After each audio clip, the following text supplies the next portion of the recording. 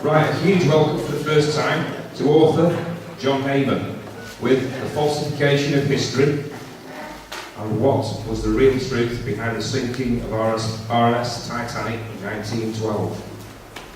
Taking us back 100 years to the famous Titanic disaster, which hit an iceberg and sank, right? Well, maybe it did. John covers inconsistencies with the official tale. Dear me, not that one again.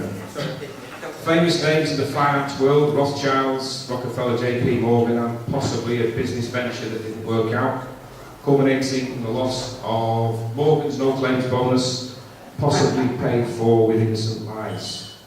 And an official story that stubbornly sticks to the unfortunate accident theory, case closed. But how well does it stand up to independent scrutiny? Let's find out. Please welcome John Heyman.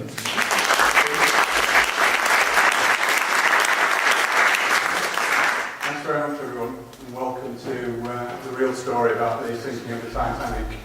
Just first of all, can everyone hear me at the back? Okay. Yeah. Okay, good. Right, what I'm going to tell you tonight is quite a complex little tale, or quite a complex large tale. So what I've tried to do, I've put together a PowerPoint presentation that hopefully tries to simplify it. You must bear in mind that there are 2 or even 3 strands running concurrently through the whole story.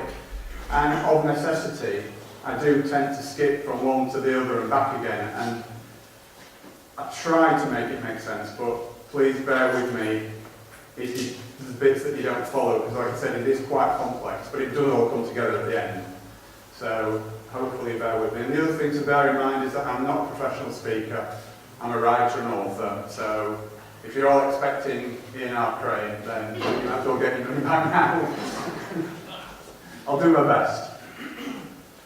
Okay, so off we go. We all know what that ship is, and we've had it thrusted as almost from being this high. This story has been part of our folklore for as long as anybody can remember in living memory. So we all know what that ship is, or do we? That's actually not the Titanic. It's identical twin sister, the Olympic.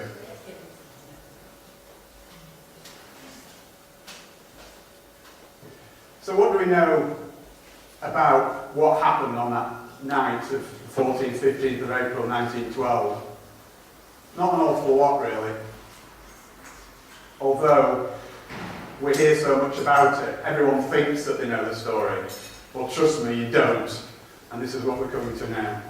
We know for sure that a very large ship sank in the early hours of the 15th of April.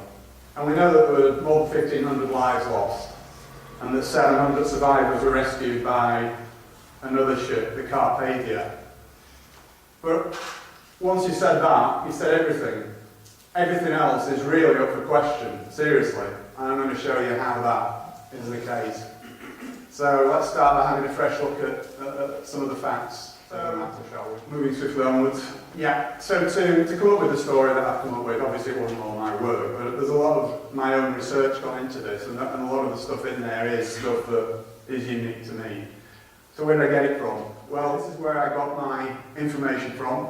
I looked at the transcripts of both inquiries. There were 2 inquiries about the Titanic disaster. One was the American inquiry, one was the British. Looked at both of those. I looked at Howland and Wolff public records. Howland and Wolff was the shipyard that built the ships.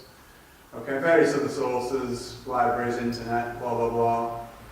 And the one thing that really struck me about it all was that there were so many unanswered questions and anomalies with the official story that made me just think that, hang on a minute, let's have a closer look at this.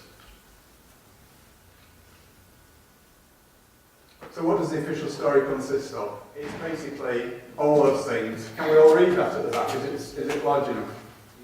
Yeah, okay. So at the risk of just standing here and reading the slides, it's basically all propaganda from the White Star Line.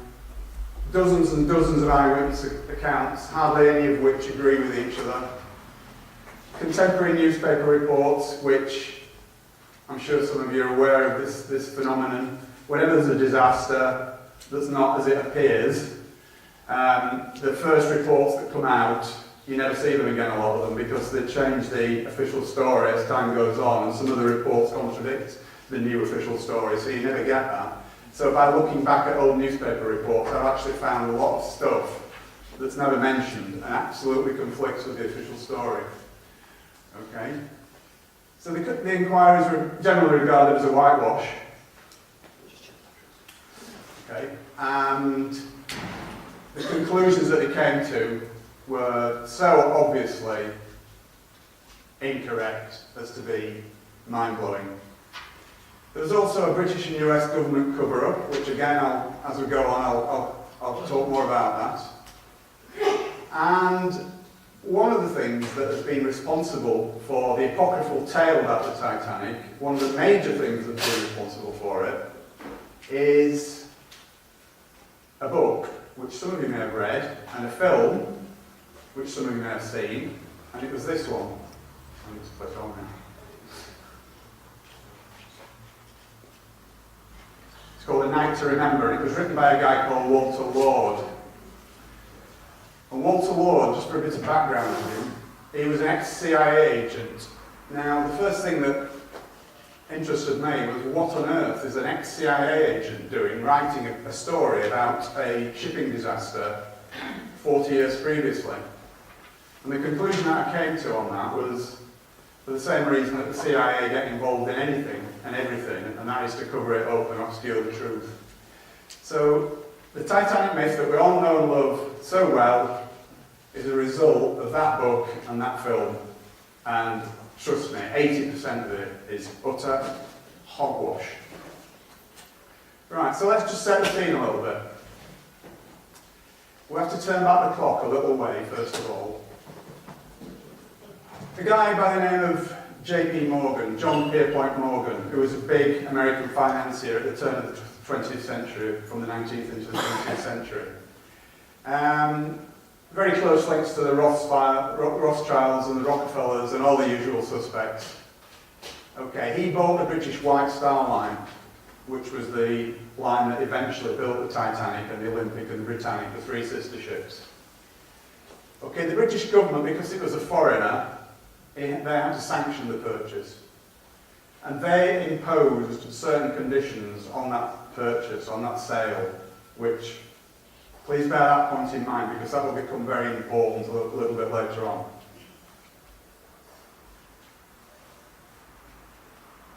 Okay, there's Mr. Morgan himself. What a nice man.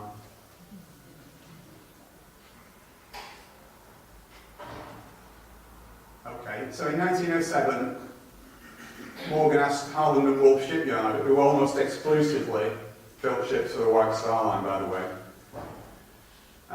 to build a new class of luxury liners, and he was going to call that the Olympic class. And work started, as it says there, in 1907 at Carlwood and Wolff Shipyard in Belfast. And it was going to be 3 ships. Firstly, the Olympic, closely followed by the Titanic and the Britannic, which came a little bit later. And these were going to be the largest moving objects that had ever been built at that time. Olympic and Titanic would be virtually identical, but significantly there were some differences, and again we'll come on to that a little bit later as the story develops. Okay, so in 1910, this is where we swap over onto another little thread, which you're going to have to bear in mind as well as we go through it. In 1910, in what appears at first sight to be a totally unrelated incident, 7 extremely high-powered American financiers met in total secret at a place called Jekyll Island, which is off the coast of Georgia in the USA. Okay? They were the representatives of those powerful financial organisations, J.P. Morgan himself, and as I said before, the Rothschilds and the Rockefellers. Okay? It was all done in absolute secrecy, and this is documented, and the documentation is available, so this is not my speculation.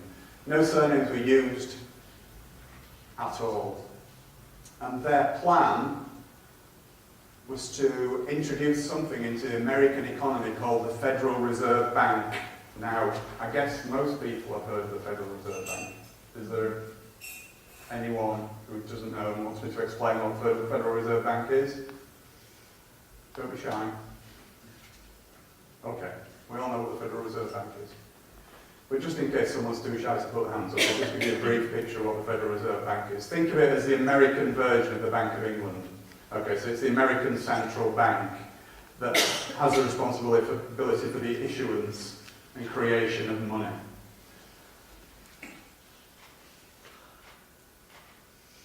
Okay, now, the reason for the secrecy was that there was some powerful opposition to this plan.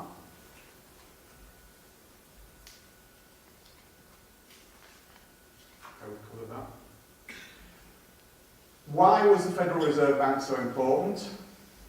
It was one of the next step in their plans for world domination, basically. They needed the Federal Reserve Bank to just backtrack, say, 20 years before 1910 to about 1890. The decision had already been taken. Now, this might sound fantastic to some of you, but others may know that this is the case. In 1890, World War I was already in the planning, but there was no way of financing it because it would have taken absolute massive amounts of money, huge amounts of money. And the only way that they could do that was to come up with a way of creating money. And the way that they decided to do that was by introducing the Federal Reserve Bank, which was basically going to usurp from the American government the ability to create and introduce money into the economy. So it was so important because World War I was a big part of their plans for the 20th century, and that's why it was brought in. But as I say, there were powerful interests opposing the Federal Reserve Bank, not from any benevolence of the masses, of the ordinary people, but only because it would seriously diminish their own fortunes. And this guy was one of them, Benjamin Guggenheim, you may recognise the name. Another guy was John Jacob Astor, and Isidor Straus. Now, neither of these were three of the richest men in the world, but none of them derived their own fortunes from finance. It was industry, retail, leisure, but not finance, and that's very important. I'll just give you a moment to read that. I won't read it out myself, but that's an important statement from Henry Ford that Henry Ford made in 1918. And he was talking about the Federal Reserve Bank.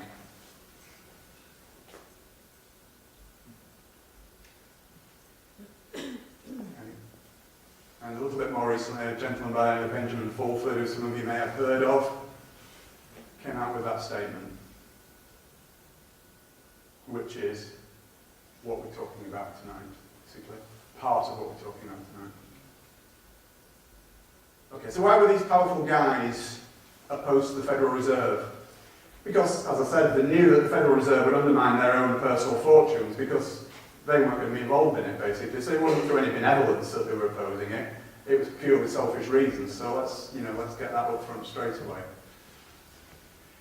The reason that it would impact on their own personal fortunes was because when you introduce a way of creating money into the system that is not done by the government and it's done by private interests, every note that comes into circulation, and this is true of our country today even, has a portion of interest attached to it, which is owed to the bankers, right? So the Bank of England produces money, and it's not the government that asks the Bank of England to do it. The Bank of England does it as a private corporation, and the government has to pay interest to the Bank of England, believe it or not. And that is the reason for the national debt, nothing else. So any other BS that the government comes out with for the national debt is nonsense. I'll tell you right up front, right now, it's because of the way the Bank of England operates. So, and that causes extreme inflation. We all know that throughout our lifetimes, how much prices have gone up, how much wages have gone up, maybe not in the same proportion, but things just constantly go up. And the reason for that is not the rubbish that we're told by the media and the government, it's because the interest has to be paid to the bankers, and that's the only reason for inflation. Okay, so extreme inflation will be very dangerous to these guys who oppose the Federal Reserve, and it could even have destroyed their fortunes, so that's why they're opposed to it. Indeed, after the Titanic incident, just so happened that Mr. Morgan himself acquired their businesses anyway. So, just something to bear in mind. Okay. Morgan was also the largest shareholder in IMM, which is International Mercantile Marine, which were owners of the Californian. And for those of you who know the Titanic story, you know that the Californian was the ship that got blamed, or the captain of the ship that got blamed for the Titanic disaster. Okay, so Morgan was involved in that too. And the reason for that will become apparent as well. Okay, and IMM also owned the Lusitania, which, as it rightly says, that's another story for another time, but believe me, that isn't all it seemed as well. Okay, let's just look at the general situation surrounding Atlantic crossings in the 19th century. After all, the 1912 and 19th century had only finished 12 years previously. But it was mainly immigrants going to America. And basically, the ship owners didn't care. They were just worthless lives, these people, you know, just poor people. So they overloaded the ships. They overinsured the ships. Insurance scams were absolutely rife. They didn't care.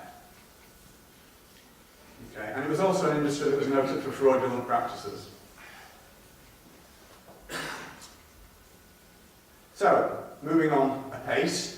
The first of the ships off the production line was the Olympic, which was, to all intents and purposes, identical to Titanic, and that was launched early 1911 and had its maiden voyage on the 14th of June that same year.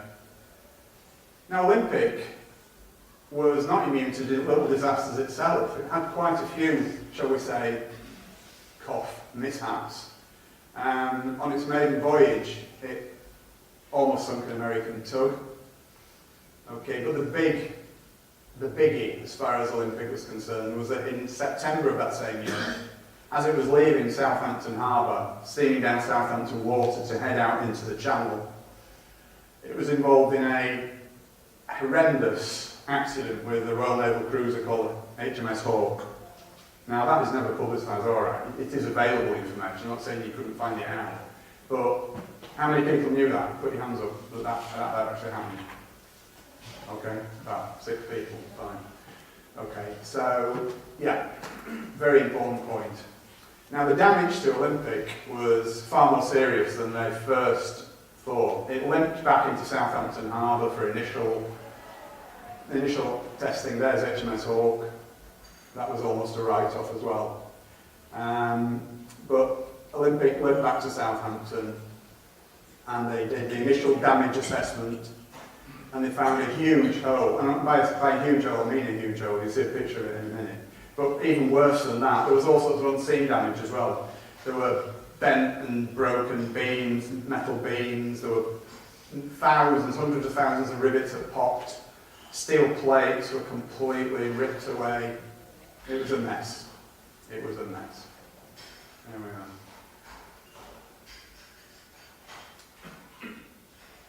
And that was the main bit of the damage, but it stretched. It had an impact down almost 1/3 of the ship.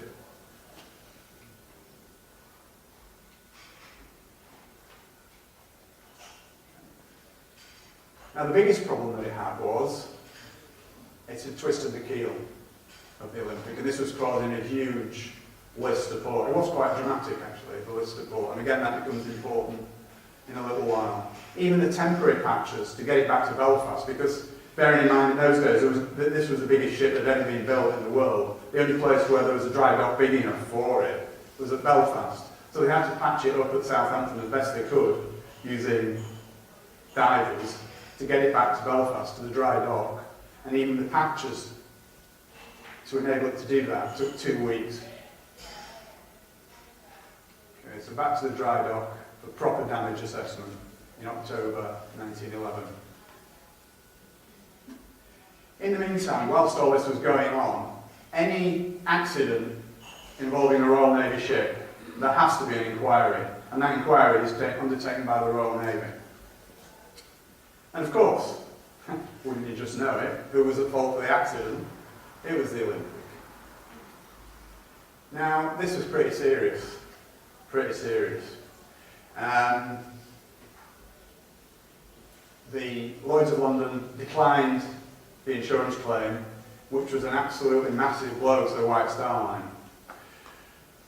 Now, it was not only liable for damage to Olympic, but it was also liable for damage to HMS Hawke, and this was going to run into many, many millions of pounds, and in those days, millions of pounds were serious money. And the upshot of it would be that had that been allowed to continue, then White Star would have been bankrupt. There's no question about that. But I believe that the conclusion that the White Star Line came to was that the Olympic was absolutely irreparable because of the twisted keel, mainly. I don't know any of you seafaring people, but the twisted keel on a ship is pretty serious. So they got basically two options: scrap it, which would have definitely meant the end of the line for not only White Star, but Holland and Wolff as well, who, if you remember I said, they almost solely built ships for White Star. So if White Star went down, then so did Holland and Wolff. Obviously they went for the patch-up option. I think they were just buying time, to be honest, see what could happen. So they patched it up, and that took 7 weeks. So bear in mind that 7 weeks out of commission, it was a lot longer than 7 weeks if you take the time before it, from after the collision until the 7 weeks began, and then add the 7 weeks onto the end of that.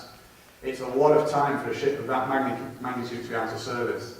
The speculative investment that JP Morgan and co. had put into the Olympic class meant that they needed a return on their investment really, really quickly. And not only were they having to pay for all these repairs, but they were losing the revenues that would have been generated by the Olympic traversing back across the Atlantic, taking passengers. So it was a huge, I can't stress that enough, it was a huge financial blow to them. Okay. Now we know that steel struts were put in place to brace the keel, and I will return to that towards the end of the presentation. So just bear that one in mind as well. Okay, and also to expedite the repairs, they actually borrowed the starboard propeller from Titanic, which was not finished, but it was well underway. It was probably about 2/3 of the way built at this time.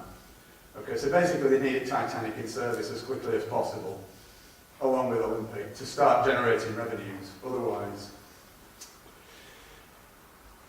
Okay, so Olympic was actually involved in yet another collision, believe it or not, when it got back into service in January 1912. And it lost a propeller blade. It had to get back to Southampton. And we know that there was severe vibrational damage, which obviously didn't hold the course at all. And it created enormous stress on what was an already badly damaged ship, even though it had been patched up. So back we go to Belfast again. Propeller blade replacement.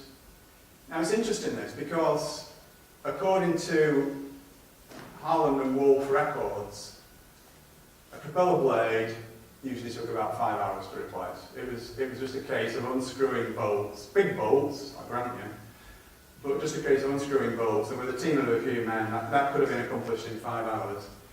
It actually took 4 days. It was in dry dock for 4 days, having that propeller blade changed, which is a little bit strange, but we'll have a look at that for now.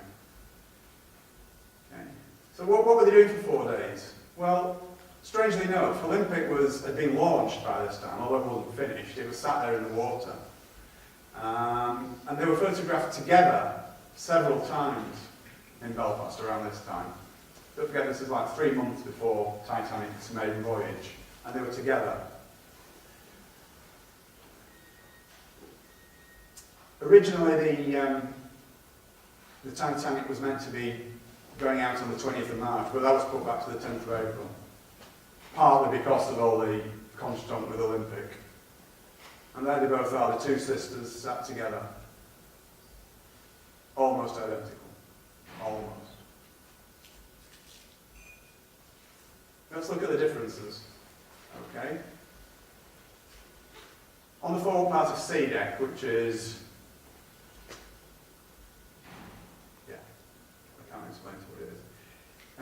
Olympic had 16 portholes, unevenly spaced, and Titanic only had 14. So if you see pictures of the two together, it's easy to tell which one's which. Okay. And on the after part of E deck, Olympics was open, and they decided to enclose Titanic, for whatever reason, best known to themselves. Okay, so did they switch them? Well, let's have a look. I think they decided to switch them with a view, you probably guessed by now, with a view to sinking what had been the Olympic to claim the insurance money. Okay, and that, I think that decision was taken shortly after Titanic had been launched. Okay. It wasn't as that big a job. In those days of non-mass communications, there weren't hundreds of photographs, there weren't TV programmes about them, there weren't news broadcasts about them. It would have been quite simple to do. They took a hand-picked group over one weekend, and there is apocryphal evidence for this, that there are urban legends existing amongst the White Star, amongst the Harland and Wolff, the descendants of the Harland and Wolff workers from that time, that said that they'd been passed down from grandfather to father to son, that this had gone on. And that was bribery and threats to families, that if anybody said what was really happening in that shipyard over that weekend, then they'd probably never work again, and that could have been a death sentence in those days. No such thing as social security. Never work again. And as I say, it would have been a reasonably simple procedure. Okay, only minor changes. They put carpets down in Titanic, which they never planned to do, and the reason they did that, I think, was to cover the scratched liner from what had been originally Olympic. Okay. They need to change the nameplates, they need to change the life belts, they need to change the lifeboats. And there's Titanic when it was launched with the 14 portholes on sea deck. And there's Titanic on its maiden voyage with 16 portholes. Draw your own conclusions from that. Okay. So what other evidence do we have? Okay. There are photos showing 16 portholes, one of which you've just seen by magic. Olympic was open to the public prior to its maiden voyage, and incidentally, does anyone not find it strange, all the fuss and hoo-ha there was over Titanic's maiden voyage? And yet Olympic didn't get that. Why would that be? Olympic was the first one off the production line. Surely that should have been reserved for, as I say, the first one off the production line, not the second one. But again, we'll come back to that.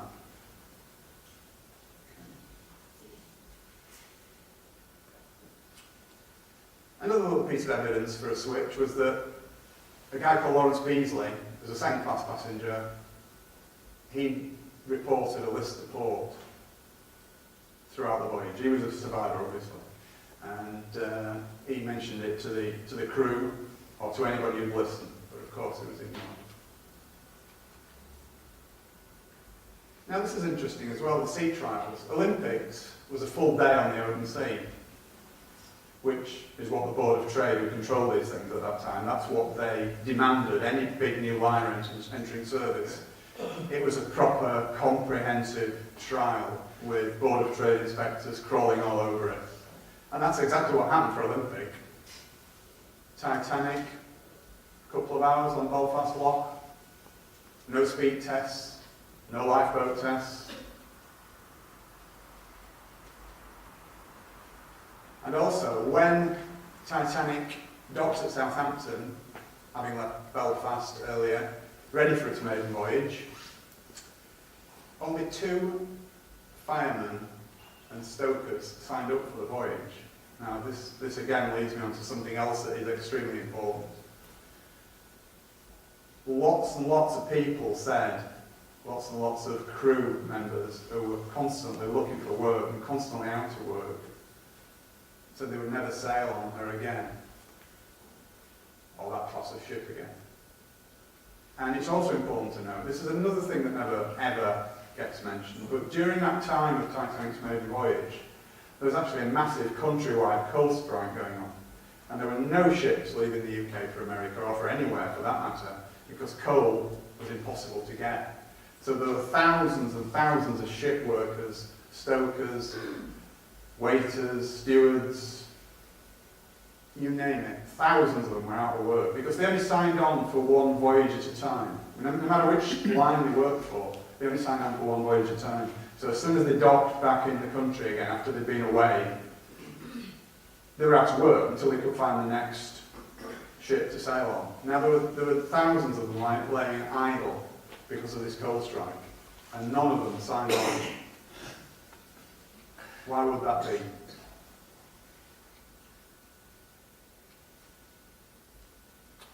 So just to recap a little bit, why would they make a switch? I'm making a serious allegation here. Why would they make a switch? Well, as it says, Olympic was virtually worthless. It was uninsurable. Damage beyond economic repair, I believe. White Star Line and Harland and Wolff would have been bankrupted. So did Mr. Morgan, forever with an eye for the main chance, look at it as an opportunity to kill two birds with one stone? Because now this leads us back to the other thread, which is the Federal Reserve again. We have the opponents of the Federal Reserve, Messrs. Guggenheim, Astor and Strauss. It would have been far too dangerous to just bump them off in separate accidents. It would have just been so obvious. Who would suspect that in the aftermath of a shipping disaster of that magnitude that these people are being murdered?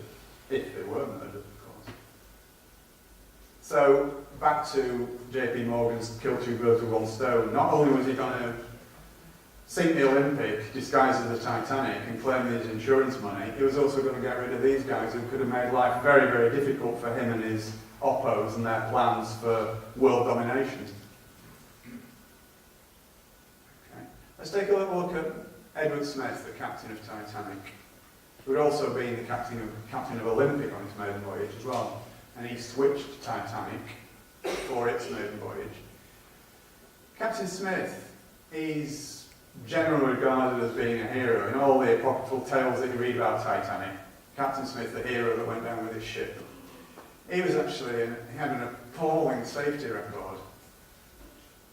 He was generally known as a braggart and a show-off, and he used to take great delight in throwing these huge liners around as though they were ducks in a bath, basically. He had more than several serious accidents in his career. I'll just highlight a few. You know, 3 in the Olympic for a kick-off. The Republic, the Germanic, the Coptic, the Majestic. The crew were killed, and that was well covered up actually, that one. So again, I dug that out, but I only had one source for that. There's no other mention of it anywhere, the fact that crew were killed in the Majestic's accident. So he was not the guy that he's portrayed to be, shall we say. Okay, so I believe what happened was, Bruce Ismay, who was the owner of White Star Line, no, he wasn't the owner, I beg your pardon, he was the managing director of the White Star Line. He was brought into Ismay's confidence, and Ismay used his record, his appalling track record as a lever, and virtually twisted Smith's arm to carry out this conspiracy that they'd all planned. Okay. They were told that the Californian would be standing by. This is the ship of whose captain actually got the blame for the Titanic disaster from the 2 inquiries. Okay, and basically he had to comply, but in doing so he insisted on choosing his own crew. And again, this is something that's quite interesting because it's a known documented fact, and this hasn't been covered up, this is quite true. The fact that just before the Titanic's maiden voyage, all the senior officers were swapped around. They brought in a new one and all the others went down a notch, which they weren't very happy about. But that did actually happen. Smith chose his own crew for that. There you go. Pecking order of his existing officers was affected. Now, there are several puzzling facts about this.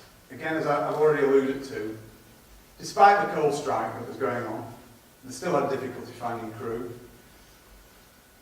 What did these people know? These thousands out of work. There was all sorts of rumours going around amongst the crew members of all the different ships that there's not all was well with Titanic.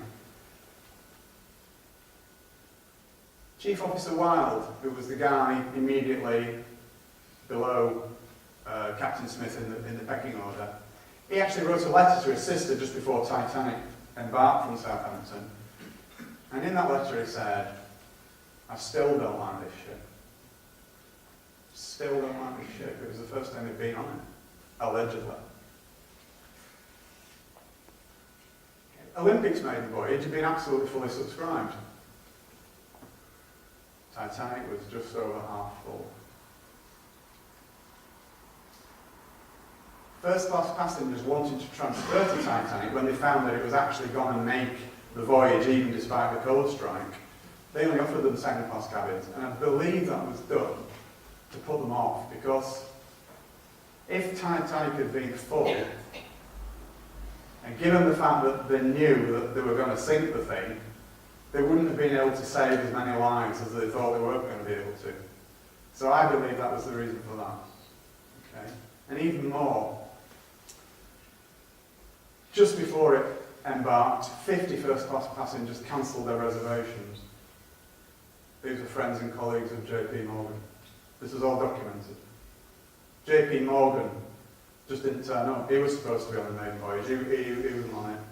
And he actually rang from France and ordered some priceless bronzes that he was going to transport back to his home in America, and had them removed from the ship at the last minute. He said that he was ill. That's why he couldn't make the voyage. But he was seen 2 days later, in perfect health, at a French seaside resort with his mistress. And Florence Ismay, the wife of Bruce Ismay, the managing director of the White Star Line, she was originally going on the voyage with her husband, but again at the last minute she cancelled. She said that she was ill, but she was seen later that week in Ireland with her family on a touring holiday.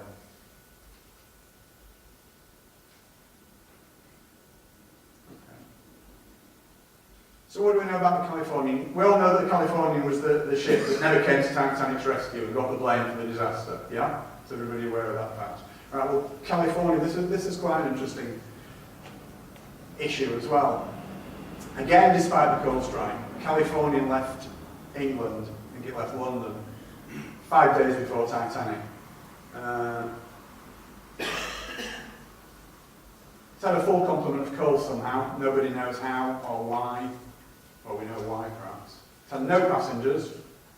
I mean, just that fact on its own. It's had no passengers. Why would you send a ship across the Atlantic with no passengers?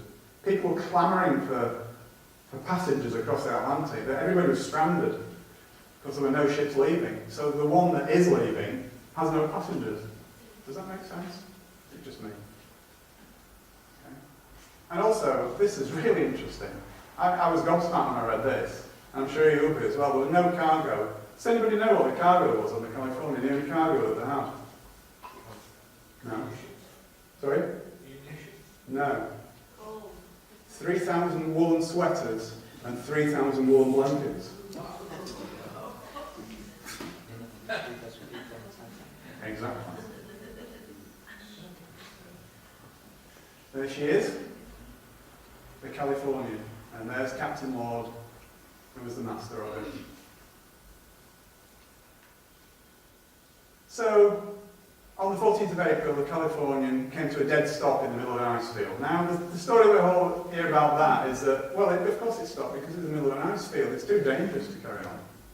No. Captain Lord, he was a tall man for those days. He was 6 foot. But for some strange reason, he decided to spend the entire night of the 14th and 15th of April on a sofa in the chart room fully clothed. Again, it's all documented. This is not conjecture on my part. It's all documented. He ordered the boilers to be kept fired. Now, normally when ships shut down, for whatever reason overnight, they shut the boilers down to save fuel. Okay? And the crew were made to be on standby overnight. Okay? So what was he expecting? What was he expecting? I can't imagine. I really can't imagine. So back to go to the Titanic, and again, I'm sorry we keep having to swap around, but because everything's happening concurrently, it's not just a chronological story, it's backwards and forwards, so I hope you're sort of following it, and I do apologise for the intricacies of it, but it's the only way I can tell it really. Okay, so again, I mentioned this before, huge fanfare and build-up to the maiden voyage. Olympic, nothing. Could it possibly have been the reason for Titanic's massive publicity? Was it to attract the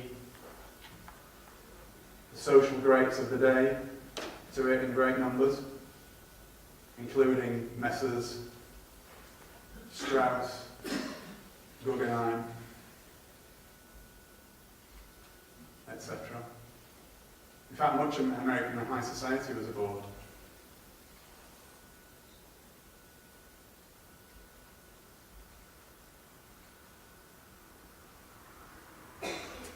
Okay, so let's move on now to Titanic, the maiden voyage. She set off from Southampton on the 10th of April. She called it Cherbourg in France, and then she called it Queenstown Island, which is now called Cove Island, and then set off across the Atlantic. And late on the evening of the 14th of April, we know that the Titanic received 6 messages from the Californian, 3 of which were warnings of icebergs, which is fair enough, but 3 were personally addressed to Captain Smith from Captain Lord. Now, we never found out what it actually said in those messages, but I would love to. I really would. And one of the things that so we do know what it said in one of them. It was a precise location of where California had stopped for the night. And why would he do that? Why, I mean, just think about that with the benefit of hindsight, if you like, on what we now know about what was going on. Why would he tell him exactly where California had stopped for the night? What were the points of that? They weren't even part of the same shipping line. Okay. It's also a documented fact that Captain Smith delayed turning the Titanic west on the southern track. There were different tracks going across the Atlantic for different times of year, mainly to avoid icebergs. But he delayed it for 10 miles, which actually put Titanic directly into the ice field. Was that a coincidence? I don't. But again, this is something that did come out. This is something that is prevalent in stories like this. We know that for a fact that the radio operators were busy with passenger messages, so they weren't really taking an awful lot of notice of other ships and their wireless traffic at all. So everything was concerned with getting the first class passengers messages to their family and friends in America who were probably waiting for them at the quayside. Okay, so according to them, they didn't receive the Californians' last messages. So again, draw your own conclusions. Now, we know that there are several other ships in that ice field in exactly that same region that night. And they were all travelling at full speed, so why was Californian stopped? It stopped and closed down for the night. And we're told, as I said before, that this is because you cannot run at full speed through an ice field. But that is just hogwash, and I'll come on to that a little bit later. This was Titanic's route from Queenstown across to New York. You can just see the edge of the ice field there. It doesn't show very well on the slide, but it's there. And it's just there where Smith turned into the ice field. And that's where the accident took place. If it was an accident.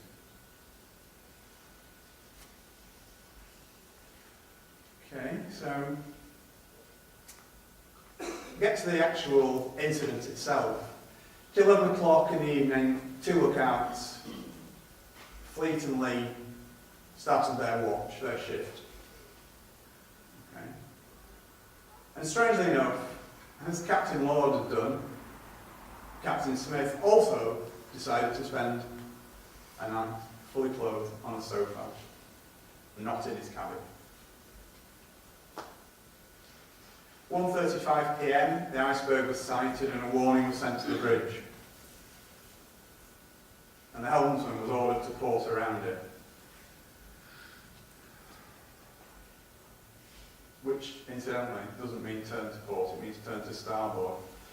It's a bizarre thing, but it actually means you turn to starboard, which is the right, and you port around something. It means that the rear end swings out like that. Sorry if nobody can see my arm, I do apologise, but it swings round it like that. So that's called porting around it. Okay, now that would have been fine. That would have worked perfectly. They would have missed the iceberg, completely missed the iceberg, apart from the fact that somebody reversed the engines, which guaranteed a collision. Because the speed Titanic was going at, porting around it would have taken it, at full speed, would have taken it a wide berth around the iceberg and past it. But reversing the engines meant that it was like slowing right down, so it didn't have time to get past the iceberg. So that actually more or less guaranteed that there would be a collision. So why was that done? Again, it's all very strange, all very weird. First Officer Murdoch, who was on the bridge at that time, so he was effectively in charge of the ship while his superior officers were sleeping or off duty. Did he deliberately guide Titanic into the iceberg? Because it was him that gave the order to reverse around. This is an experienced guy, you know. He wasn't a rookie. He'd been around a bit. He'd been on the ships for 20 years. He knew what it was about. You don't get to become first officer of a huge liner like that without knowing, you know, what's right and what's wrong when you're issuing instructions to helmsmen. So that in itself is very strange, and leads me to think that something wasn't right there. Now, another interesting point is that Titanic's turn circle was 1,280 yards, which, as it says on the slide, is about 2/3 of a mile. And its stopping distance from full speed is at 850 yards, which is just under half a mile. Right. Now, in his testimony to the American inquiry, Lightoller, who was the second officer, said that the iceberg had been visible from 2 miles. So, when you just read that information again, given that fact, why did it hit an iceberg? If its stopping distance and from full speed, and it wasn't even travelling at full speed, was 850 yards, and the iceberg was visible from 2 miles, something's not right. The iceberg should easily have been avoided, in other words. The other aspect of this is that there were, despite what you may believe or think, there were only actually 6 eyewitnesses to the alleged iceberg collision. Only 4 of whom survived, and all these were working class. And what I mean by that is they were the ordinary seamen.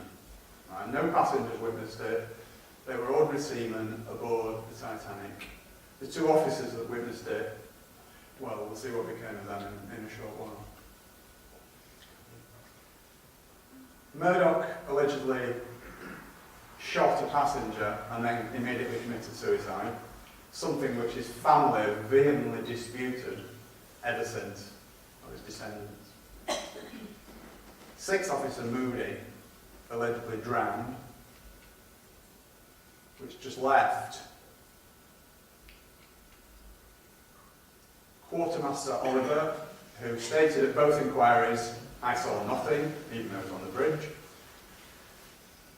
The helmsman, Hitchens, who was immediately transferred to a job as harbour master in Cape Town upon landing in New York. Lookout Frederick Fleet and Lookout Reginald Lee were the only 2 who actually gave any evidence at all at the inquiries. Any or all of those could easily have been coerced and bribed, in much the same way that the Harland and Wolff shipworkers were. Just the simple expedient of threatening them with loss of livelihood. It would have been a piece of cake. Okay, another strange anomaly. After the iceberg hit, or Titanic hit the iceberg, which we prefer, Captain Smith ordered Titanic half speed ahead for 5 minutes. Now, why would he do that? The thing was taking water. Was he trying to get closer to the Californian? Then as soon as they spotted a ship on the horizon, immediately he closed the engines down. Very confusing. So what we'll do now is I'll just do this little recap, and I think it's time for a break. Okay, so now we have a ship standing dead in the water, Olympic, Titanic. A rescue ship standing by, which we believe to be the Californian. We have messages sent from California stating its position, for whatever reason. Smith can see a stationary ship on the horizon, and he assumes it's the Californian, and therefore everything is going to plan. And I think we'll leave it there and have a little break.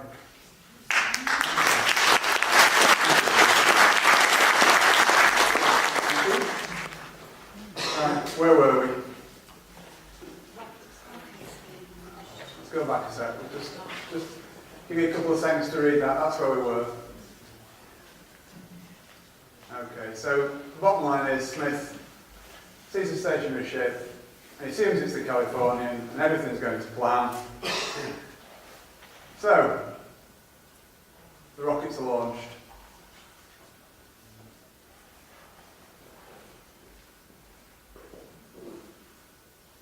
Okay, so Titanic starts sending out its signal rockets around midnight. The signals were seen by the Californian's crew, but only white ones, and that's significant because Captain Lord was heard to ask his senior officers more than once what the colour of the rockets, the ship that they could see on the horizon was sending up, and he was told white every time he asked, and he kept asking the same question over and over again.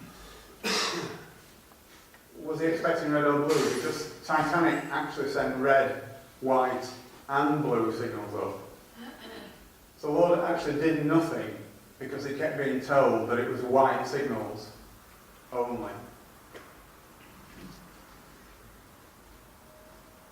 So that begs the question really, were these white only rockets, were they from another ship?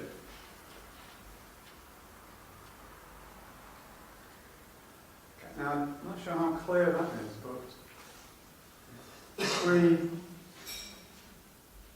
here's the Californian, okay, and here's the reported position of Titanic, the red boat, but here was the actual position of Titanic. And in between the Californian and the Titanic, again, this is something that is not reported widely, there was a smaller ship called Samson. Obviously that's a little bit exaggerated, but you can see the effect of the curvature of the Earth. Because of the distance between the Californian and the Titanic, which was actually 19 miles, although according to Titanic's reported position it was only 11 miles, the curvature of the Earth was actually obliterating Titanic, as you can see from the diagram. However, Samson, significantly, was visible. Now, the Samson, what was all that about? I hear you ask. Right, well, the Samson was actually an illegal seal fishing boat. And it was discovered much later, after the event, that it was actually in that vicinity sending up white rocket signals only. Now, why was it sending up white rocket signals?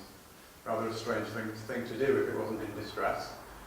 But as a seal fishing boat, it was actually culling the seals from all the ice flows around in the ice field. And it was recalling its small rowboats that it sent out to the various little icebergs, growlers and ice flows that were around there. And it was calling them back in. And to do that, it was sending up white rocket signals. And how do we know that this was the case? Well, first of all, the captain admitted it after the event, long after the event, and he also said that he'd seen coloured rockets from the other direction, in other words, in the direction from where Titanic was. So I believe what happened was that Californian actually saw the white rockets. Lord was privy to the information that Titanic's distress signals are going to be red, white and blue, and so he did nothing with the white signals. But those white signals have since been interpreted as coming from Titanic, which is incorrect. Obviously the captain of the Samson never came forward because what he was doing was highly illegal. Titanic sent up 22 multicoloured rockets, and according to Captain Lord, they only ever saw white ones. So this is quite an interesting conjecture. Did Titanic even hit an iceberg at all? I mean, on the surface of that just sounds such a ridiculous question, doesn't it? It just brings everything that you've ever known about the situation into question, and it just seems impossible at first glance. But there were only 4, as I said, working class witnesses, for want of a better description. And one of those, Fleet, the lookout, he completely refused to answer questions. Oliver saw nothing at all. And Hitchens, the helmsman, he was given a new job in South Africa very hastily before the British inquiry. So, and the other lookout, Lee, he gave conflicting testimony. So in other words, what he said at the American inquiry and what he said at the British inquiry were 2 contradictory things. But then there's another interesting incident, which again is never covered in the apocryphal story, and this concerns something that was referred to in contemporary reports as the yellow funnel steamer. Okay, in the aftermath of the alleged collision with the iceberg, there was a yellow funnel steamer spotted by several, not eyewitnesses to the accident, but several people who came onto the deck of Titanic, stated to newspaper reporters in New York that they'd seen a yellow funnel steamer disappearing off into the distance. And also, there was a lifeboat floating nearby when the Carpathia picked up the survivors that was definitely not from Titanic because it was a different colour and a different design. And furthermore, all the ice on the deck, I mean, again, there's lots and lots of eyewitnesses reports about the deck being covered with large chunks of ice. Fine. Everybody assumes that that's from an iceberg, but it was an extremely cold night. And there was literally hundreds and hundreds of yards of rigging on Titanic. The wireless masts were just, in effect, like rigging going from one end of the ship to the other. And they would have been at 28 degrees Fahrenheit, which is what the temperature was at the time. They would have been absolutely liberally coated with ice. Any collision at all would have shaken loose literally tons of ice from not just the rigging but from the masts and all the different cabins and structures on the deck. So it's quite feasible that even if it didn't hit an iceberg, there could be copious amounts of ice skating around the deck. So was the yellow funnel steamer perchance an icebreaker that did the disastrous damage to Titanic?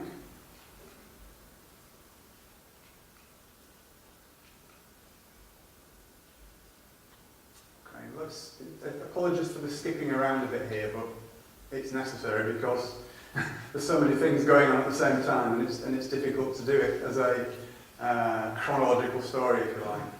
But Edith Russell, who was a British survivor, was adamant that she said that Titanic's officers told her that the Californian was on its way to pick up everyone. This was in the immediate aftermath of the collision with whatever it was.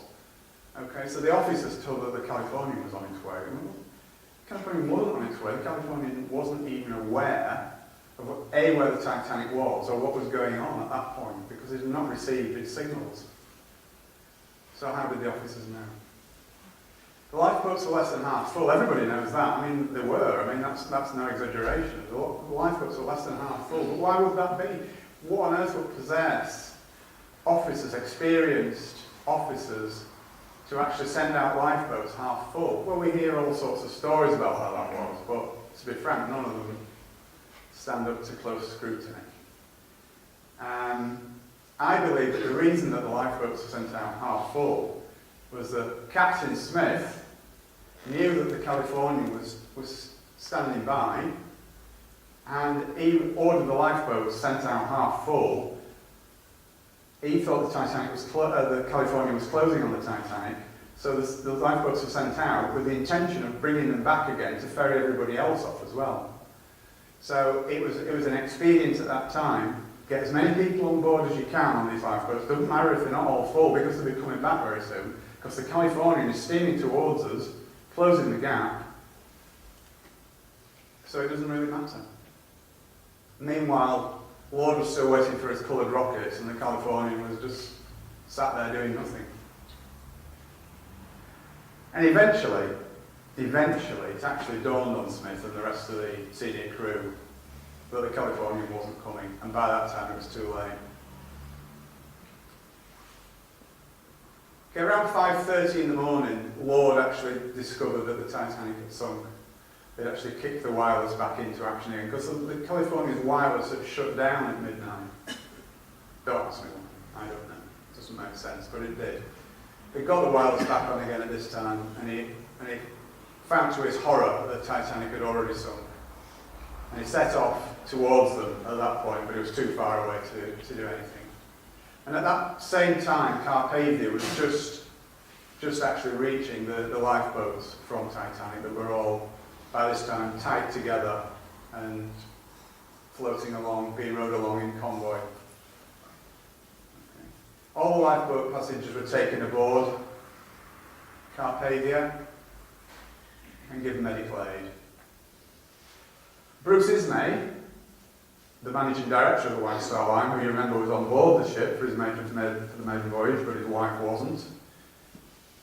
He was allegedly in complete and utter shock, distress. He was taken to the doctor's cabin and sedated, but that's contradicted by the fact that at around that time he also sent 3 messages around 10 minutes apart to the White Star officers in New York. So again, a strange anomaly. And once they arrived in New York, all the crew were immediately subpoenaed to attend the official inquiry, which was to take place the following week. Sorry about this. Skip some of it. That's an interesting photograph, actually. It's nothing to do with the conspiracy at all, but it's just that's the first Titanic lifeboat arriving at the Carpathia. Somebody on the Carpathia took that picture, which is a very poignant.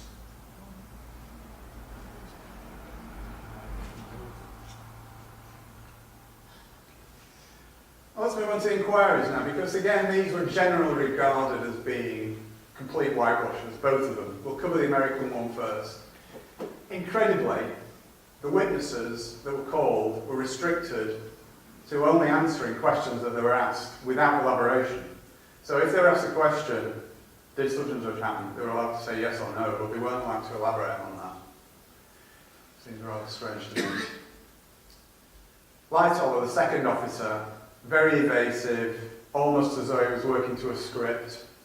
He was caught out lying time after time by the head of the inquiry. He actually claimed at one point that he was in the water for almost an hour, which is absolute abject nonsense. The water temperature was 28 to 30 degrees Fahrenheit, which means that in the water at that temperature, your life expectancy is around 4 minutes.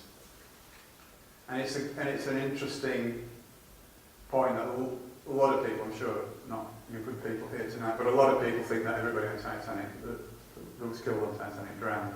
Well, no, they didn't. They froze to death. The ones in the water froze to death. They didn't drown. So I guess some of them must have done.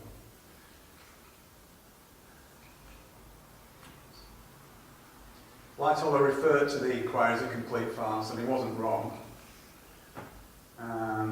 Stacks and stacks of contradictory evidence. I've got loads of examples, but there's far too much to cover in an event like this without boring and all silly. Okay, Fleet, again, he was very intransigent, he refused to answer questions. When you read the transcript, it looks to me like he was told to say nothing, and he did his best to try and say nothing, but he was coerced by the guys who were cross-examining him. And as a result of that, because he was just an ordinary guy, he wasn't very eloquent, he became very angry and agitated.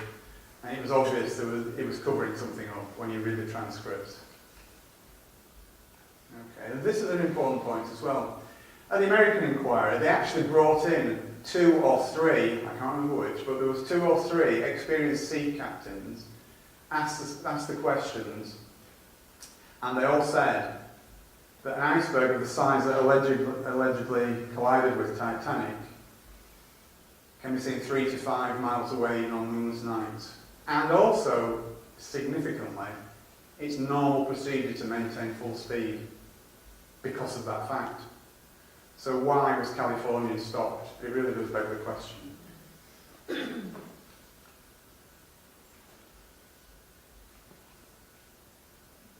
Okay, so a couple of weeks after the event, the surviving crew members docked at Plymouth Harbour in Devon, and they were immediately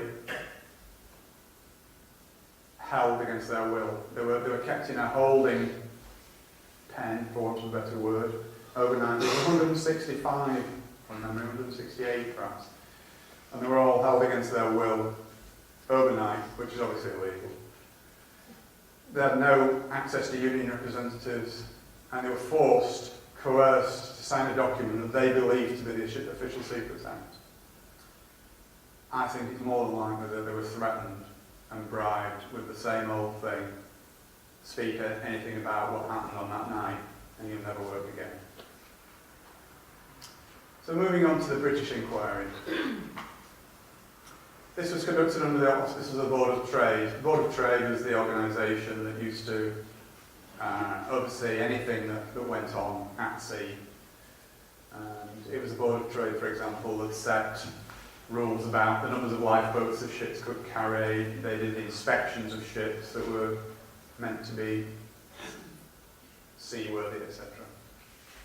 So it was done under the auspices of the Board of Trade, chaired by a guy called Lord Mersey, who was an interesting character actually, because Lord Mersey had been wheeled in on several occasions before, where there was sort of dodgy circumstances about ships being sunk, strange accidents, insurance scams, and he'd been used by the British government on more than one occasion prior to the Titanic inquiry. So he was quite a colourful character, was Lord Mersey. Okay, and it's interesting as well that the large loss of life was partly obviously, not wholly because of the conspiracy, but partly due to the inadequate Board of Trade lifeboat regulations, which said that they only needed to carry enough lifeboats for half the passengers in effect. So it was very extremely unlikely that any inquiry conducted by that Board of Trade would be anything approaching impartial, because it had to protect itself. An old thing, isn't it? You know, we know the drill, we know the MO. And it was at the drill hall in London where the acoustics were so poor that neither spectators nor press could accurately follow proceedings, so they couldn't really understand what was going on. And again, I believe it was all part of the same whitewash. Both inquiries, in fact, were regarded as a whitewash at the time. If you read contemporary newspaper reports, even the newspapers of the time were very pro-establishment, with making statements like whitewash and things like that. So, and interesting as well, Harold Sanderson, who was one of the directors of the White Star Line at the time, under his cross-examination, he referred to the Titanic as the Olympic all the time. On at least 12 occasions I counted in his testimony, he called the Titanic the Olympic, which might be just an accident, but and there's Lord Mersey, the pillar of the establishment, and that's an actual photograph of the inquiry at the drill hall at the time. Okay, so yeah, it was a whitewash. The British inquiry found that Captain Smith wasn't to blame. The lookouts weren't to blame. The design and construction of Titanic wasn't to blame. The officers and crew of Titanic weren't to blame. The White Star Line wasn't to blame. It was Captain Lord's fault. Obvious, really, isn't it? So poor old Lord was the scapegoat. Although I'm sure he was in on the plot, it was a bit rich to actually pin the entire blame on him. And unfortunately, that's what history has done. History tells us that Captain Lord was the villain of the piece. Okay, Mersey deliberately steered the evidence that way. Anything that was said that pushed the blame in any other direction, he shouted it down, he changed the subject, he moved them on. Yeah, ignored or shouted down any other version.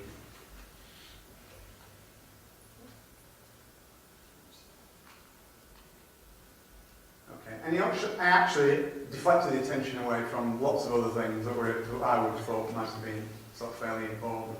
Things like Titanic's bulkheads should have been at least one deck higher. That would have probably saved the ship. And the fact that the Board of Trade, if you remember right at the beginning of the presentation, I told you about the sea trials. They signed the Titanic off after about an hour and 40 minutes of sea trial on Belfast Lock.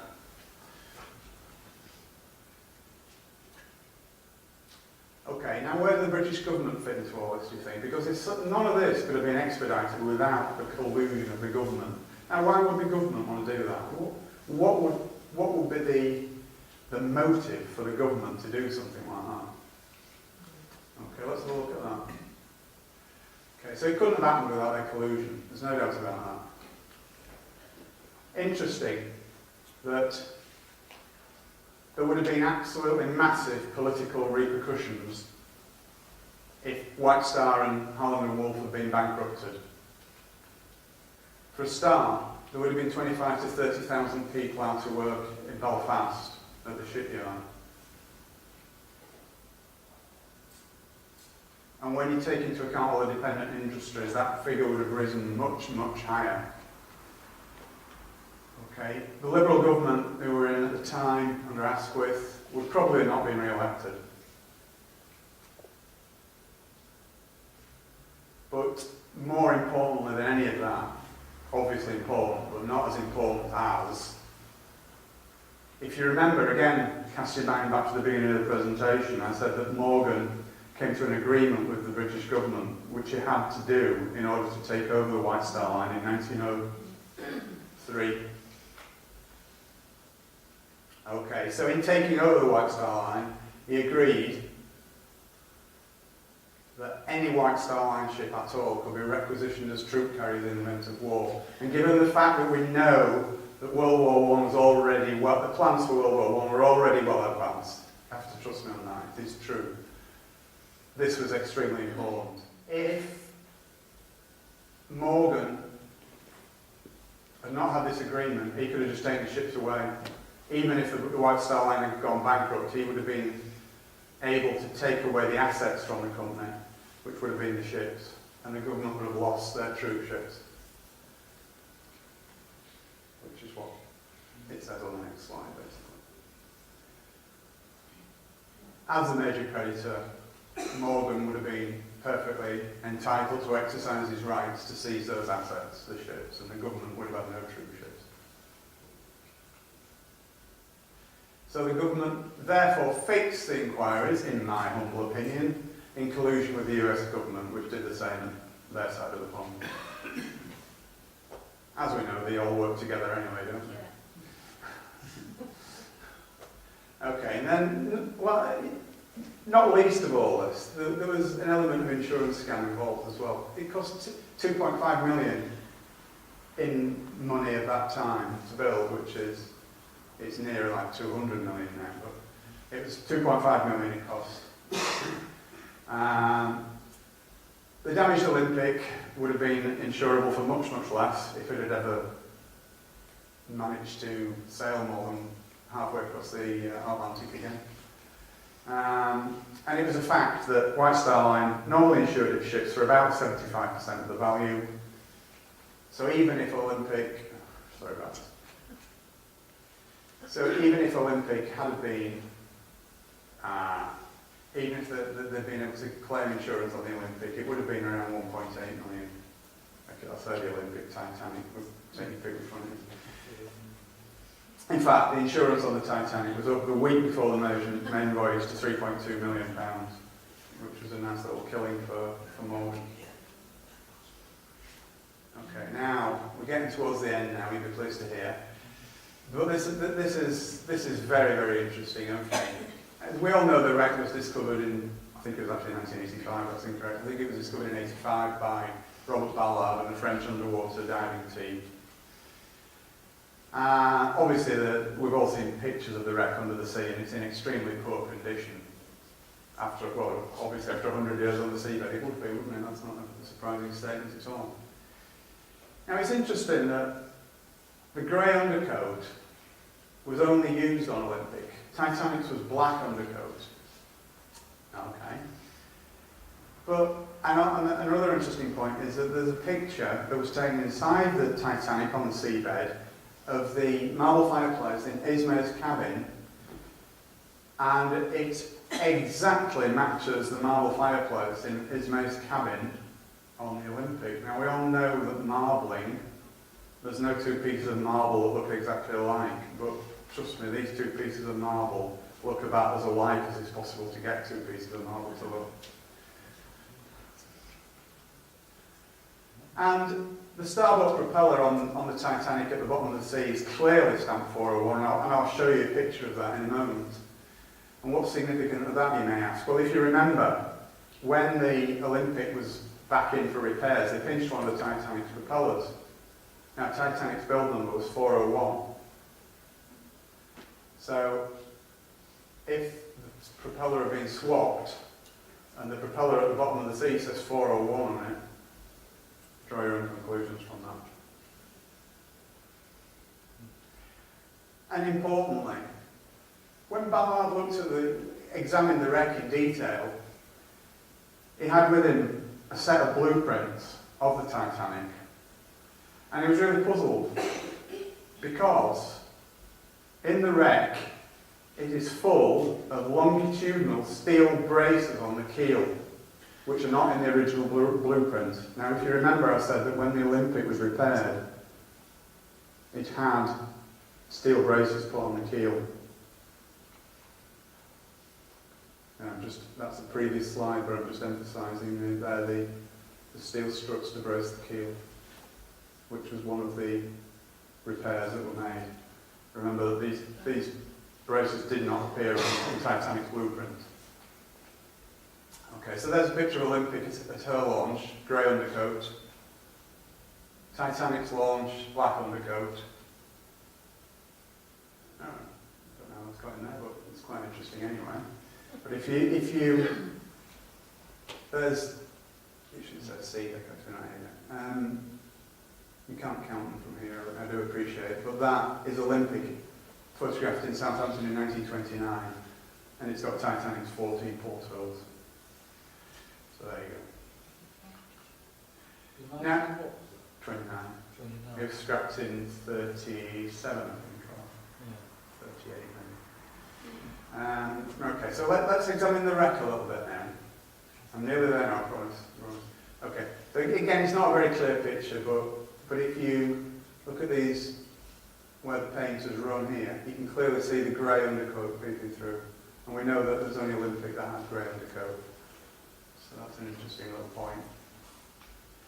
And there's the 401 stamped on the propeller. It's not that clear on this picture, but you can just about make it 401. Olympic's build number was 400. So again, I'll make the point because it's important that that propeller was swapped. Titanic's build number was 401, so that should have said 400 on it. Had it been the Titanic. Now, the other interesting point that I wanted to make was that it was White Star Line policy to rivet the names of its ships onto the hull. It didn't engrave I beg your pardon, it's the other way around. It engraved the names of its ships into the hull. It didn't put iron letters stamped and riveted onto the hull. They were actually engraved into the hull, not standing out in relief. Now, This is a close-up of the Titanic hull, and you can clearly see the letters M and P. Clearly, it's not that clear, but it's just about visible that it says M and P engraved in the hull. And that is exactly where two letters of Titanic have fallen off onto the seabed and are no longer visible. So again, it's all evidence. So that's where the letters were. So we're nearly there now. What became of these people? What happened to them all? All the major players in this little conspiracy of mine. They all died on board Titanic, but significantly, and I believe this is significant, none of the contemporary reports, none of them even attempted to escape, as far as we know, which I find a little bit strange. At least one of them should have. But nobody ever saw them. Nobody saw them afterwards. They all sort of died quietly and just disappeared. What became of the Olympic, or the Titanic, whichever one you believe it is? It successfully plied its trade across the Atlantic for another 25 years or so. What happened to the insurance claim? Well, Lloyd's of London immediately paid out the full 3.2 million, and that, just by coincidence, secured the future of both White Star Line and Harland and Wolff. And also what became of the plans for the setting up of the huge scam that was the Federal Reserve Bank. Well, the Federal Reserve Bill was passed without serious opposition. You'll all be absolutely gobsmacked to hear. On the 23rd of December 1913, when 9/10 of Congress had gone home for the Christmas holidays, it was introduced early that afternoon, and it was about that thick apparently. So no one had time to even read it, let alone digest its implications. Okay. And as I sort of mentioned earlier on, it's the beginning of the American national debt, just like the British national debt began with the Bank of England in 1694. The American national debt started in 1913 and currently stands at 16 trillion. Now, trillion is a million millions for the purpose of this. They're just mind-boggling numbers, and it'll never be paid back, ever. It's impossible. So basically, we're all in debt, or they are in debt, and their descendants as far into the future as you can possibly imagine, forever. And that debt is increasing. And more importantly, the Federal Reserve Bank enabled the bankers to fund World War I, which is what they've been aiming on doing for the previous 20 years. Obviously World War I started the following year. So, that's it.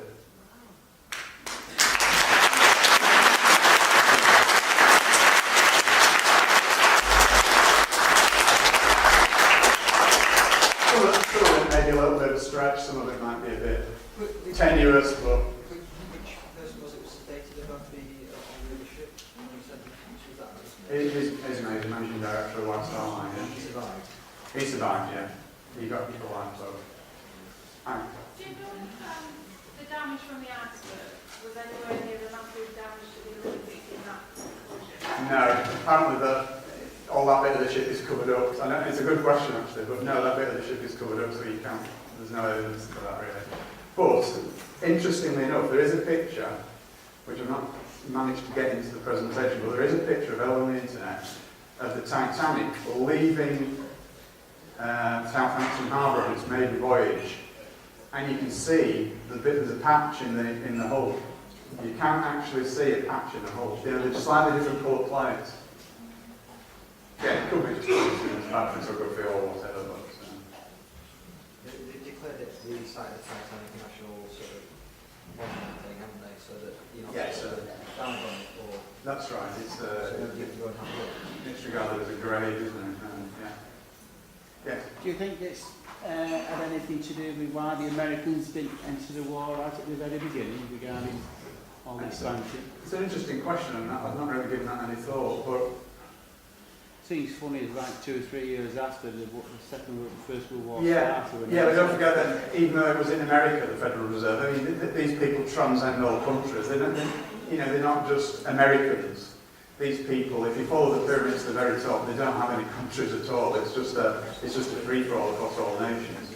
You know, you could argue that all nations are only created anyway to create an illusion that we live under, that things are as they are. But these people know no country boundaries. The countries don't matter to them at all. So I wouldn't attach to them. For people that can question the fact that powers that be would massacre thousands of people just to get part of their globalist plan, Yeah. you have to look at 9/11 and 7/7, exactly the same scenario. So you just treat it as cattle. Absolutely, you don't care. But interestingly, to go back to the time period when this happened, chivalry was dictated that it was women and children first, Yes. and yet Ismay got off, and the industrialists that could have put a stop to the Federal Reserve. What a fiasco. Yes, exactly. Yeah. Ismay lived in shame for the rest of his life over what he did, because he actually he got into a lifeboat against orders from the crew, because obviously he knows the managing director of the White Star Line. It was the crew that were in charge, basically. He had to do what they said, because, you know, when they're at sea, they were his boss, not the other way around. And they actually said, no, you can't go in. And he just got in. And he lived in shame for the rest of his life, and he died in the late 1920s, I think it was. But he immediately resigned from the White Star Line as soon as he got back to England. And his name was very black for the rest of his life. Points the fact that they were probably killed on board, rather than get the chance that they might have done coward thing and got board like his himself. Yeah, absolutely, yeah, because they would have thought instead about saving themselves, would they? Yeah, I see the point you're making. Yeah. Can I ask, you know, the seatbelt that you said of Samson that was in the way so Yes. the ship didn't see the flags from the Titanic? Was Yes. that put there on purpose? I don't think so. No. I think that was just all that planning there as an idiot got in the way. exactly. Yeah, I think it's just one of those things that happen, isn't it?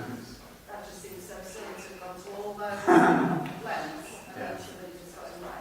I mean, you know, I don't claim for 1 minute that this is absolutely exactly what happened. I'm just putting this forward as a hypothesis. But a lot of the stuff I have actually, you know, I've not made anything up, put it that way. But what I have done is build a story around the stuff that I have found out, if you understand what I'm saying. So I'm not saying that my story is absolutely 100% correct, but what I am saying is everything that I've researched and found out is 100% So there been correct. someone else on the boat that discovered the Sorry, just move over here, I can't see for that much. three passengers, Strauss and Guggenheimer. What happened to them, do you think? Do you reckon there was something- I think they were murdered. I absolutely think they were murdered, and the ship sinking was just a cover for that. How did they get them on the boat? Did somebody give them the tickets? Because that's a good coincidence. No, because this is what I was saying about the maiden voyage of Titanic. It was made out to be this great thing, and anybody who's going to be on there, you know. Right. So that's why it was all hyped up to get people like that. They probably had an invite, but I think they paid for their own passages. I'm pretty sure they did. Yeah. Do you reckon somebody with an agent was on there that... I would say it's absolutely almost certain. Yeah. Yeah. Seems interesting when you read the thing at the back of the book about all the people who were on board, Yeah. how fruitless some of these lives were when you consider that when they did all the survivors, it was all Lord such and such a person and manservant all the way down. Oh yeah. And yet you got Absolutely. probably 70% of them were not even working class, were they? That's right. Yeah, no, very, very few working class people actually survived. You know, it was very top heavy towards first class, Yeah. and second class a little bit more, but third class, but not as much as first. You know what I mean? Hi. Can you just enlarge, Dr. Simpson, on your comment that they were planning the First World War? Yes. 1890. It's a very big picture. I mean, the Titanic incident is just one tiny little jigsaw puzzle in a massive, massive picture. Okay. Were they planning a war, any war, or was it going to be between England and Germany? It was going to be between England and Germany because Germany, it was regarded in elite circles, shall we say, that Germany was getting too big for its boots. Right? Germany was taking trade markets away from the the British and the American corporations, which ruled the world then just as much as they do now. So Germany needed to be taught a lesson. So they had to find some trumped-up charge to nail Germany. So that was all going on. But they needed more than anything. They needed the finance, and the way that the final nail in the final piece in the jigsaw puzzle of World War I was the Federal Reserve scam, because within months they generated enough money because they could just print it to actually carry that out. But they've been wanting that all along. And the whole history of the 20th century I find extremely interesting, because although all the stuff happened that you hear about, it certainly wasn't for the reasons that you hear about. World War I was designed to end as it did so that World War II could happen, and which is exactly what happened, because at the end of World War I, Germany had such horrific reparations to pay. They didn't finish paying it till 2009, by the way. Did you know that? World War I reparations.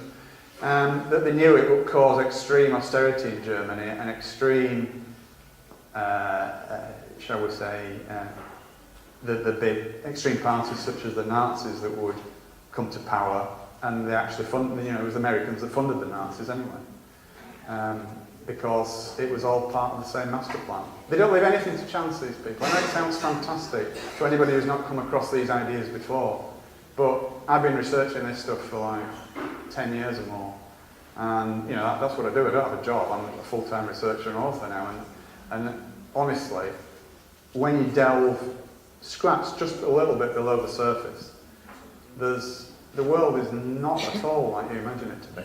Not at all. Well, So, my dad said to me before 1972 that wars didn't take place the way they're presented, they were organised. why do you say before 1972? He died when Oh, I beg your pardon. Sorry. If I have my 3 wishes, I would for an hour, but Right, I'm right. asking what he meant. Yeah. Well, all wars are artificial constructs. They're all done for not the reasons that they tell you they're done for. It's mainly about making money. We could go on all night about it. It's such a big topic. What's your take on what is going on at the moment? This austerity and crashes and Greece and so forth. Have you got any theories about that? Oh yes. How long have you got?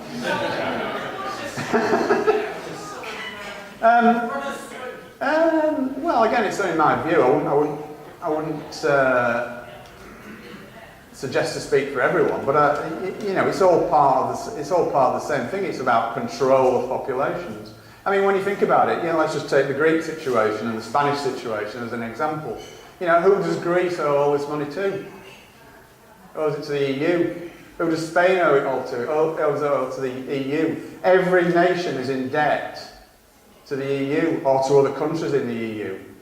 Why not just say, all right, well, that debt pays off that debt pays off that debt. It's all artificial constructs. They do it to keep us all in a state of fear and poverty, because that's the only way they can control us. That's the only way 10,000 people can control 7 billion people. And it's all part of that bigger picture. And again, it's not the sort of thing that you can just address in a 2-minute soundbite, if you know what I mean. It's a much, much bigger picture, and there's a lot more to it. I mean, it's just staggering in its complexities. You can't put it all down to the central banking cartel. Yeah, it's them that I don't know if you heard what he said, but he said that you can put it all down to the central banking cartel, and that's what the Federal Reserve was about. Everything is down to them. These people own the earth, yeah? They own the earth, they own governments, they own corporations. If you follow any pyramid to the top in society, they're there. And they control all governments, everything. They're all puppets dancing to the tune of these people, these bankers who own the earth. I know it's a difficult concept to get your head around if you've never sort of encountered anything like that before, but it is the case. Yes, sir. Well, that bankers' scams are all bluff because they create money out of nothing. And absolutely. It's the prerogative of the country to produce its own money. That's self-evident. Absolutely. And they ought to just call it a bluff. Well, if the British government, or if any government, created its own money, we wouldn't have a national debt. There wouldn't be a national debt. Well, it doesn't have to borrow money. Exactly. The national bank as well. Absolutely, absolutely. Well, the Japanese are supposed to be borrowing 700 million Japanese to build a nuclear power station. Yeah. Well, if we accept that, they'll owe 700 million worth of Britain. But if the government that created 200 million to build a power station, that would contribute to the wealth of the nation, Yeah. and we get all the benefit, and we own it. So this Japanese law investment that's coming supposedly from Japan, it just not stopping it, it's just nothing. Yeah. They create out nothing, and it becomes money when we accept it as money. Yeah, exactly. Yeah. So we just yeah. produce our own money. It's just another tiny little strand in the whole spider's web, is going on. Yeah, absolutely. Well, there was a story that it might have been some by a torpedo. Because you did mention another ship there. Well, it could have been, yeah. Yeah, I mean, it was just my presumption that it might have been an icebreaker. It could have been a torpedo, for all I know, yeah. Have you ever heard the idea? I've read it. No. What, I mean, one thing I didn't mention in the presentation was, and perhaps I ought to, is that the actual hole in the side of Titanic was very strange. It was a very strange shape. Yeah, that's it. It was about that wide, and it was about 60 metres long. But the interesting thing about it was that it actually penetrated 1.6 metres into the ship. Now, how can a piece of ice do that? Have you ever seen a piece of ice that shape? That's 1.6 metres long and only that wide, and yet can break through steel. So what are you actually saying then? Well, I'm saying I don't think it was ice that did it. So what do you think you actually I think it was an icebreaker. I guess it, to be fair. Oh yeah, I understand that. Yeah. But I suppose I'm more saying that it wasn't ice rather than what it actually was. John, I think you've done a fantastic job on a really complex subject. Thank you very much. Absolutely splendid. Thank you. Your name, ladies.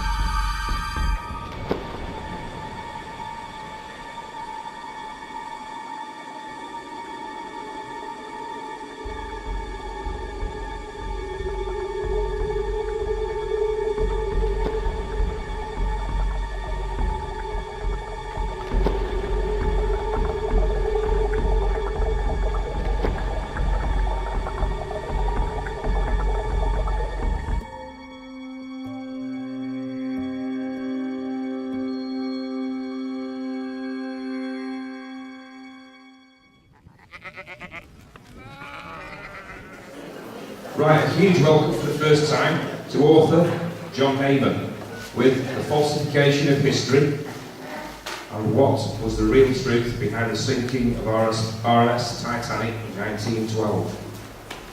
Taking us back 100 years to the famous Titanic disaster, which hit an iceberg and sank, right? Well, maybe it did. John covers inconsistencies with the official tale. Dear me, not that one again. Famous names in the finance world, Rothschilds, Rockefeller, JP Morgan, and possibly a business venture that didn't work out, culminating in the loss of Morgan's no-claims bonus, possibly paid for with innocent lies. And an official story that stubbornly sticks to the unfortunate accident theory, case closed. But how well does it stand up to independent scrutiny? Let's find out. Please welcome John Heyman.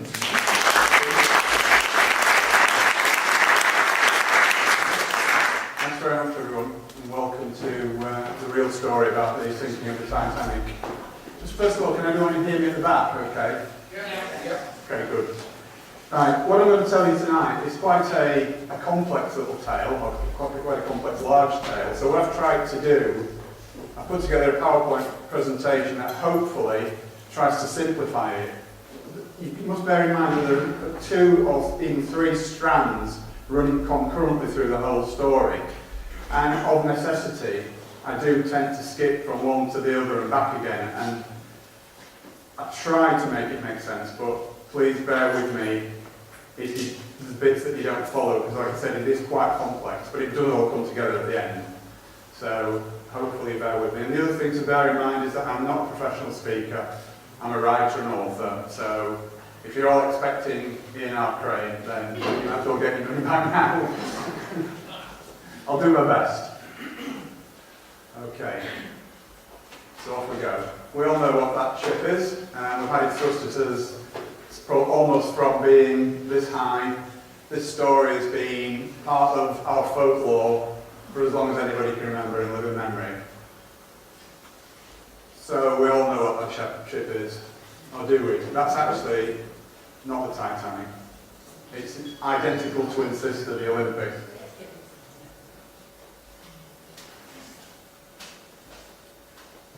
So what do we know about what happened on that night of 14th, 15th of April 1912?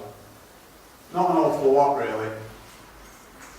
Although we hear so much about it, everyone thinks that they know the story. Well, trust me, you don't. Right, so let's just set the scene a little bit. We have to turn back the clock a little way, first of all. A guy by the name of J.P. Morgan, John Pierpont Morgan, who was a big American financier at the turn of the 20th century, from the 19th into the 20th century. Very close links to the Rothschilds and the Rockefellers and all the usual suspects. Okay, he bought the British White Star Line, which was the line that eventually built the Titanic and the Olympic and the Britannic, the 3 sister ships. Okay, the British government, because it was a foreigner, they had to sanction the purchase. And they imposed certain conditions on that purchase, on that sale, which, please bear that point in mind, because that will become very important a little bit later on.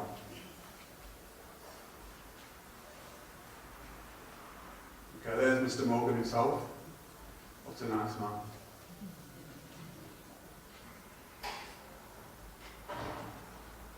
Okay, so in 1907, Morgan asked Harland and Wolff Shipyard, who almost exclusively built ships for the White Star Line, by the way,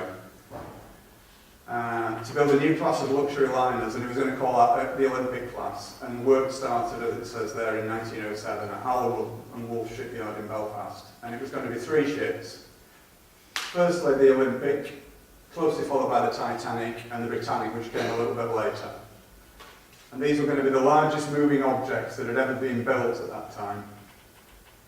Olympic and Titanic would be virtually identical, but significantly there were some differences, and again we'll come on to that a little bit later as the story develops. Okay, so in 1910, this is where we swap over onto another little thread, which you're going to have to bear in mind, and this is what we're coming to now.